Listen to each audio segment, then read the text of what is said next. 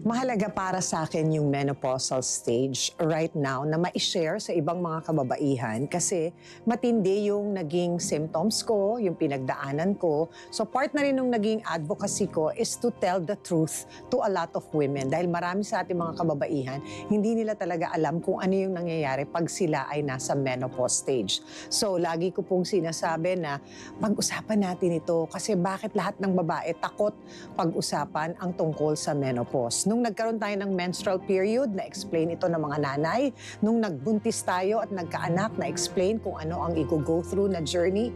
Bakit nung nag-menopause, walang nagsalita, walang nagpaliwanag, walang nag-advise. Habang nalalaman natin kung ano yung gino-go through ng isang babae at ng isa pang babae sa kanilang menopause stage, ay importanteng nararamdaman natin that we're here for each other. Para hindi siya binabrush off lang at sinasabing, hindi, okay lang yan, normal lang yan, hindi, madadaanan mo rin yan, hindi, malalagpasan mo rin yan. So no, pag-usapan po natin, ano ba talaga ang menopause at gaano ito kahalaga. DZMM, una sa balita, una sa public service, una sa pamilyang Pilipino.